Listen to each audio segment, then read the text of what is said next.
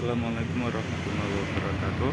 Di sini saya akan menjelaskan mengenai konsep kenabian di dalam Islam atau di dalam ilmu kalam. Jadi dalam Islam dikenal apa yang disebut sebagai konsep kenabian atau kerasulan di dalam Islam. Apa yang dimaksud dengan nabi? Nabi itu adalah utusan Allah SWT yang bertujuan untuk menyampaikan risalah atau pesan dari Allah SWT kepada umat yang ada pada waktu itu tanpa membawa syariat baru.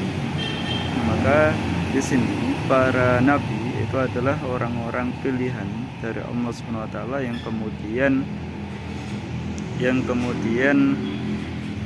mereka itu diutus untuk menyampaikan pesan dari Allah SWT.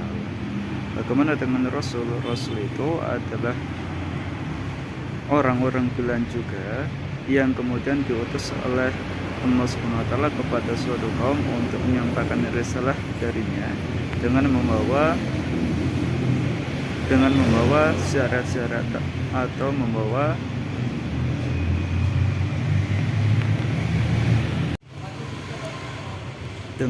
ajaran baru atau syariat baru. Nah, maka di dalam Al-Quran ini ada yang kemudian disebut sebagai Rasul, ada yang kemudian disebut sebagai Nabi. Dalam konteks ilmu kalam, Rasul atau Nabi ini keduanya mutlak diperlukan sebagai penyampai risalah agar apa yang kemudian diinginkan oleh Allah SWT, misalnya dalam tata cara beribadah kepadanya, tata cara untuk mengatur kehidupan manusia, itu sesuai dengan tuntunan-tuntunan dari Allah SWT.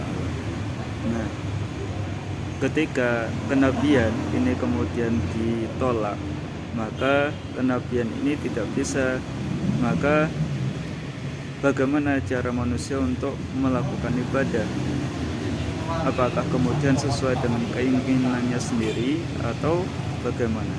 Nah, maka dalam hal ini kenabian itu mutlak untuk diimani, termasuk kenabian mengimani bahwasanya kenabian Nabi Muhammad SAW itu adalah sebagai kenabian atau sebagai Rasul yang terakhir.